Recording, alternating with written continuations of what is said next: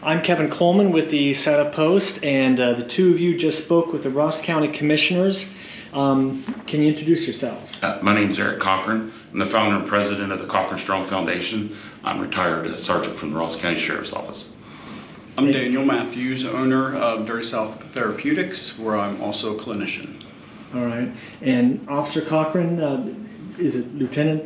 Deputy, yeah. I'm retired, Deputy? yes. Okay. You had a traumatic incident a few years ago. Yes, 3 years ago today was a shooting at the back door of the Ross County Sheriff's Office, where I sustained many days of surgeries, and I was in a coma for 8 days, and I also have had a mental health struggle for the last 3 years.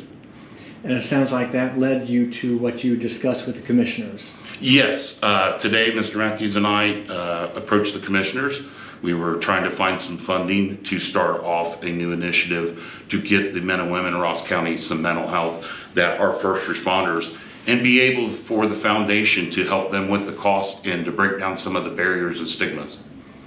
You talked with the commissioners for quite a while. I think people can learn a lot from their not podcast, but the video. But you said that, I've got a bunch of notes here, but you've been waiting to get this effort going, and it sounds like you reached the right point at this time. I've tried to start this numerous times while I was working as a first responder, but it was very difficult. And now that I'm retired, I have a little more time to be able to focus on that. And we just happened to have an chance meeting. We talked about wanting to do the same things. We had a sit down, and basically within an hour we had a game plan, and that is to have no barriers for the cost that is related to mental health, but also have no barriers for the stigmas. We'll be able to provide telehealth. We'll be able to provide in-person clinicians. We will be able to have a dedicated line for our first responders so that they can call in confidentially. Mr. Matthews' business is covered under HIPAA and Ohio law, so there's confidentiality for the first responders. And there is a game plan in place to go to the departments and be able to have information for the chiefs and the sheriffs to implement policy so that this is covered underneath their umbrella of their insurance, because there will now be a plan in place for if there's an officer-involved shooting or an injury or death. Those folks will be able to seek immediate treatment within 48 hours here in Ross County. Right now, we are sending our folks to other cities. That makes no sense when we have folks here in Ross County that want to help, and we are trying to keep that in town here and make sure that our community is taken care of. Sounds like a well thought out plan. Yes. I can't take all the credit. Mr. Matthews and I brainstormed, but I'll be honest with you, it was something we both already had a plan, and it just happened to be pretty much the same plan. So it worked out very well, and we're going to work on, we have a fundraiser coming up on December the 4th out at JC's at 6:30. We're going to raise some money for the foundation for our operating costs. But what we're asking the commissioners for is a fund to set aside that will 100% be used to pay for the mental health services for our first responders. And you're asking for a $10,000? We asked for $10,000 so that we can start. We have a 90-day plan. We're about 20 days into it. We plan on, by the end of January, beginning of February, having this implemented to the departments, in place and rolling, and it will be for active first responders who are in good standing with their agency. And in the future, we want to bring in retired first responders and be able to provide for them. So we will be seeking funds from other agencies, and we will be writing some grants, but this is the initial money that we need to get this started up and be able to sustain it until those other monies come in. And this is a continuation, extension of your KocheranStrong Foundation? It is. It's the next phase. It was a 5-year plan, but now it's turned into a 2-year plan, and I'm glad.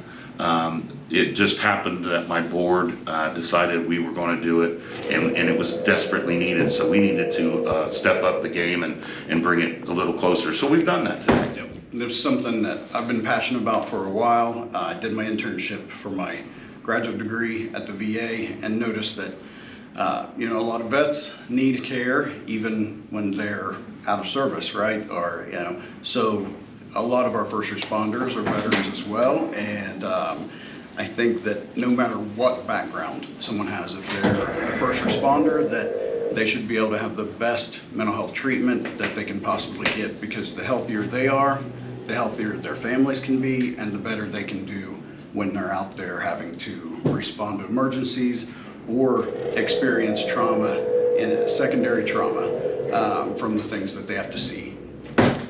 It was mentioned that the average person has 2 to 3 traumatic events in their lifetime. And how much do first responders have? You said be around 2,300 traumatic events for a first responder. And right now, suicide is one of the biggest killers of first responders. Absolutely. Because of that secondary trauma that is placed on them. We're asking our folks to go to multiple calls a day, some of them traumatic, and we're doing this day after day. So you have a first responder that can have 3 or 4 traumatic incidents in one shift. Yep. And I have experienced that.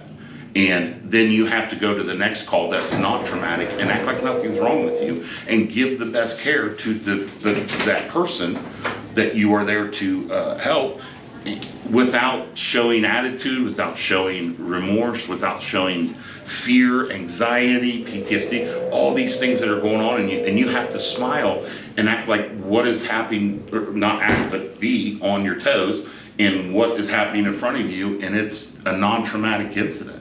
So we have to get these folks to a place where their mental health does not affect their service to the community, that they are providing well-placed, well-managed care to their patients as EMTs.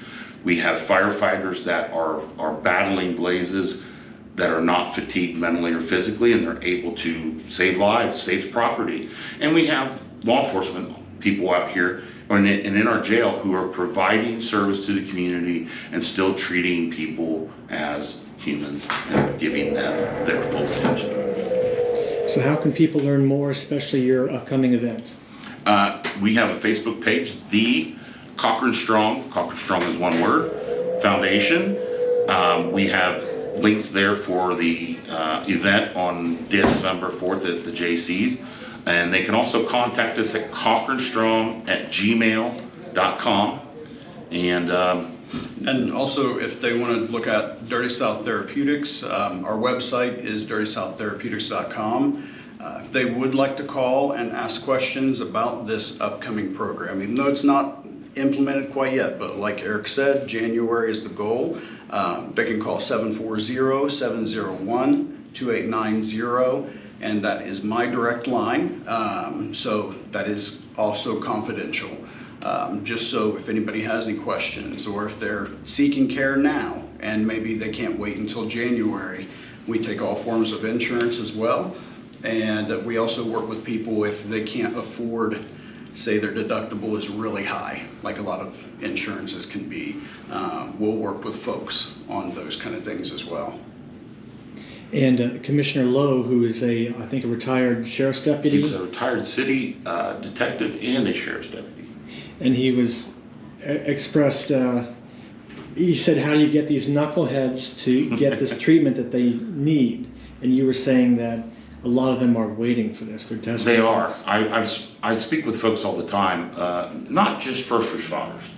I talk about this all the time with people, and I've had so many people say, let me know when it's in place. That right there tells me they have been waiting for this and they want to do this. And I believe my presence and my story will motivate a lot of them to seek the treatment. And we've broke down the stigmas for them. We've made it confidential. We're able to provide telehealth. We're able to provide immediate service. These are the things that have challenged us in the past that should not have challenged us. This should be a program, as I said upstairs, this should be a program that is years and years old. And I don't know of many other programs, even in the country, that have anything similar to this. And I would love to be the pioneer for this. I would love for us to be able to go to other places and say, this is our model, please steal it. Please. Yep. Please take our model and run with it. Absolutely. We're here for the bigger picture. We're not here to win any awards. We're not here to get any accolades. There's no money in it for us. We want to take care of our community, and by doing that, we're going to take care of our first responders. Yep. Yeah, collaboration is key. There should be no competition when it comes to mental health, because unfortunately, there are a lot of people suffering, not only in this country, but all over the world. So the more that we can build something like this and maybe help other areas build their thing as well, that would be great. That would be excellent. All right, thank you very much. Thank you. Thank you.